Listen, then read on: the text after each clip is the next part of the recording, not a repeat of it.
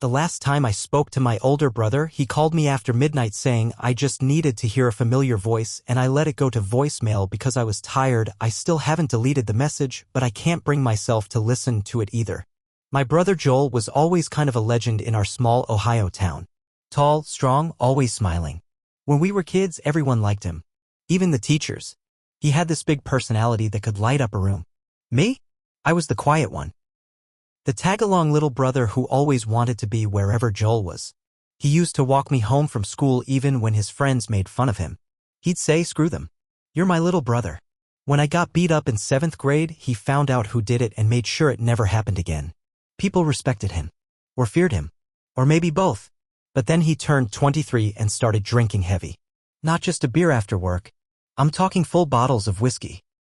Most nights, he'd be out with guys who were always in some kind of trouble. Fights, drugs, jail, pick a mess, they were in it. And Joel got pulled right in with them. At first, we all thought it was just a phase. Something he'd grow out of. But years passed and instead of growing out of it, he started sinking deeper. Mom stopped asking where he was at night. Dad gave up trying to talk to him. I kept texting him here and there. He'd answer sometimes. Most of the time he didn't. 3 months before he died, I saw him at Mom's birthday. He looked thinner, tired. His hands were shaking a little when he poured himself a drink. I asked him if he was okay. He just smiled and said, "I'm good, little bro. Just tired. World's heavy, you know?" I didn't know what to say to that, so I just nodded. Then came that night. It was a regular Wednesday. I'd worked a double shift at the auto shop.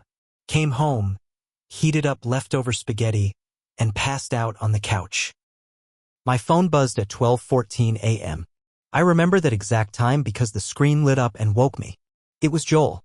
He didn't call often, maybe once every few months. So when I saw his name, I stared at the screen for a second.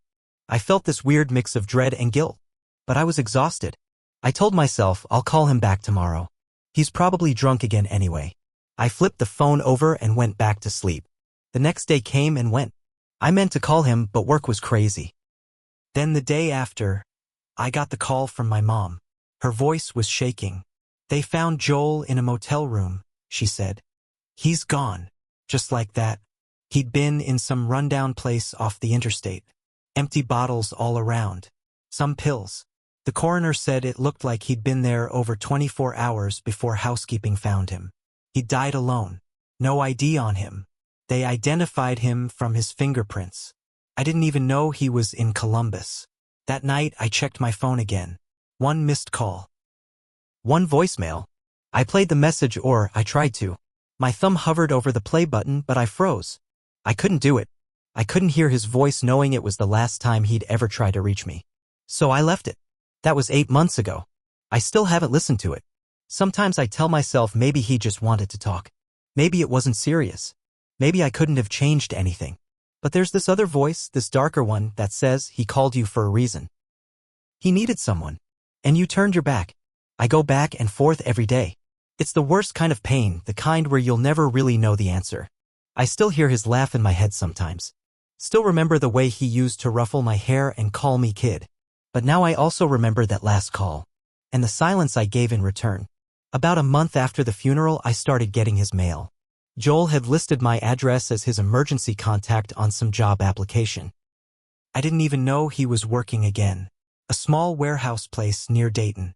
They mailed me his last paycheck, still sealed, with a note. "We're sorry for your loss." I stared at that check for hours. It was only $362.10. But something about it made me angry. Not at them. At him. At myself. Why hadn't he told me he was trying again? Then I got a second envelope.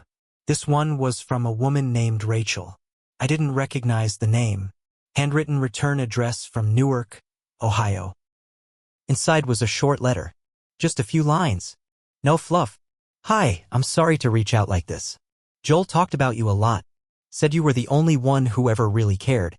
I know he was struggling, but I thought you should know he was trying to clean up. He was supposed to move in with me. We had plans. I didn't think he'd go back to that motel. If you want to talk, here's my number." Plans? Clean up? I called her the next day. Rachel sounded young. Maybe late 20s. She told me she'd met Joel at a recovery meeting. He'd been sober 38 days when he relapsed. He got quiet the week before, she said. Started missing calls. I should have checked on him. I felt that. Deep. Because that's exactly what I'd done too. Then she said something that stopped me cold. He mentioned some guy named Marcus. Said he owed him money from years ago. I think that's why he freaked out. Marcus. That name hit like a brick. Marcus was part of the old crowd Joel used to run with. The one who got busted for dealing meth and did 4 years in state prison. Joel once told me Marcus was the reason he started using pills in the first place. Said he owed him more than he could ever pay back. Not just money but favors. I hadn't heard that name in years. But now, suddenly, it made sense. Joel hadn't just fallen off the wagon. He'd been pushed. Or chased. Rachel didn't know much more. But she gave me a name of another guy Joel talked to. Tyler something. Lived on the west side of Columbus. I made a decision right then. I couldn't change the past. But I could find out the truth. If someone had dragged Joel back into that world, I wanted to know who and why. Even if it didn't fix anything. Even if it broke me worse. I found Ty through a Facebook search. His real name was Tyler Reams. I recognized him from years ago. He used to hang around Joel and Marcus back in the day. Skinny guy, messed up teeth, always looked like he was hiding something. His profile was public. I scrolled through until I saw something that made my stomach twist. A photo of him and Marcus, dated 3 weeks before Joel died. The caption read, "Still standing. Still brothers." I messaged him. Didn't bother being polite. "I'm Joel's brother. We need to talk. You know why?" Didn't expect a response. But he replied an hour later. "Meet me at Dunn's Pub off 3rd and Grant. Tomorrow. Noon." Dunn's Pub was the kind of place where sunlight didn't reach. Stale beer smell. Wood paneling peeling off the walls. I got there early. Sat at the bar. Ordered a Coke. Ty showed up 15 minutes late. Looked worse than I remembered. Greasy hair. Yellow eyes. Nervous hands. He sat down, didn't order anything. Just looked at me and said, "I didn't think you'd really come." I didn't smile. "Tell me what happened." He rubbed his face. "You don't want to know, man. I wouldn't be here if that were true." He sighed, leaned in. Whispered like someone might be listening. Joel owed Marcus. Bad. Not just money. There was a job years ago. Shit went sideways. Marcus got pinched, said Joel snitched. Never proved it, but you know how it is. He didn't snitch, I snapped. Ty raised his hands. I'm not saying he did, but Marcus believed it. Said Joel was living on borrowed time. I sat there, fists clenched. So what? Marcus killed him. No, nothing like that, Ty said. But he made threats. Told Joel if he didn't come up with 10 grand, he'd make it ugly. Real ugly. Said he knew where Rachel lived. Where your mom lived. Even you. Something inside me cracked. So Joel ran. Yeah, Ty said quietly. He checked into that motel the night after Marcus confronted him. Said he just needed a place to think. That's the last time I heard from him. I wanted to punch something. Instead, I left. I drove straight to Mom's and sat in her driveway for an hour. Didn't go inside. Just stared at the porch Joel and I used to sit on when we were kids, eating popsicles, talking about what we wanted to be when we grew up. He wanted to be a firefighter. Instead, he ended up dead in a roach motel while some old friend made threats. But that wasn't the worst part. A week later, I got a letter. No return address. Just a torn envelope. Inside was a photo of Joel. Taken from a distance. He was walking down the street, head down, hands in his pockets. On the back, in black marker. Some debts don't get forgiven. No signature. No explanation. I knew what it meant. Someone, probably Marcus, wanted me to stay out of it. But now it was personal. They scared Joel. They pushed him over the edge. Now they were trying to scare me. They had no idea who I was. I didn't sleep after that letter. Didn't eat much either. I kept seeing Joel in my dreams. Pale. Shaking. Calling me from that motel room. His voice echoing in my head. I just needed to hear a familiar voice. But I hadn't picked up. I'd let him die alone. So if I was going to do anything now, it was this. I was going to make sure Marcus never scared anyone again. I started by watching. Marcus still lived in Columbus. Ty was too scared to say much more, but he let it slip that Marcus was running little side hustles out of an old garage behind a pawn shop off Livingston Avenue.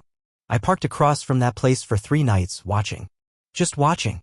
Saw people come and go. Always late at night. Always quick. Then on the 4th night, I followed one of the guys who came out. Young. Nervous. I tailed him 3 blocks before he parked and went into a gas station. When he came back out, I was waiting. I didn't threaten him. I just asked, "Does Marcus still sell out of that garage?" He hesitated, then nodded. "Does he carry?" "Yeah. Always." I nodded. "Thanks." I didn't call the cops. I didn't talk to anyone about it. I just waited 2 more days. Then I went to see Marcus. I didn't bring a gun. I didn't need one. I brought something better, my anger and the truth. He was in the garage, back door open, talking to some kid. I waited until the kid left. Then I walked in. He didn't recognize me at first. "Can I help you?" he said. "Yeah," I said. "You helped kill my brother." His face dropped. "What?" "Joel," I said. "He called me the night he died. I didn't pick up. That's on me. But you? You threatened him. You scared him so bad he ran to a motel and never came out. That's on you." Marcus scoffed. "I didn't touch Joel. You didn't have to. You just stood over him and watched him drown." He took a step toward me. "You better walk out now." "I'm not leaving until you hear this," I said. "I'm going to the cops. I'm going to tell them everything. About the threats, the drugs, the photo you sent me, all of it." He laughed. "You think the cops care? You think I haven't bought off half of them already?" I didn't flinch. "Then I'll go to the press. I'll post everything online. Photos, names, your face. You want to live in the shadows, fine. But I'll drag you into the light." He didn't laugh that time. He stared at me for a long moment, then said, "You're playing with fire." "No," I said. "I'm putting it out." And then I left. I didn't hear from Marcus again. But 2 weeks later, the garage was raided. Don't know who tipped them off. Don't care. All I know is Marcus was arrested on weapons and trafficking charges. They found enough pills to bury him for 20 years. And 2 unregistered guns. They didn't get him for Joel. But it was enough. The trial made the news. I watched it alone. Saw him in that orange jumpsuit, wrists chained, face blank. It didn't bring Joel back. Nothing could. But it felt like something. I finally listened to the voicemail. His voice was low. Slurred. But clear enough. "Hey, it's me. Sorry it's late. I needed to hear a familiar voice. I know I've messed up. A lot. But you always saw me. Like really saw me. I guess I just wanted to say thanks. For being the only one who ever tried. That was it. No goodbye. No apology. Just Joel, my brother. I still cry when I hear it. But I don't feel guilt anymore. I feel rage. And underneath it, peace. Because even if I was too late to save him, I wasn't too late to speak for him. And I did. Loudly. To anyone who'd listen. To anyone who'd try to hurt someone like him again. Because that's what brothers do. Even after they're gone.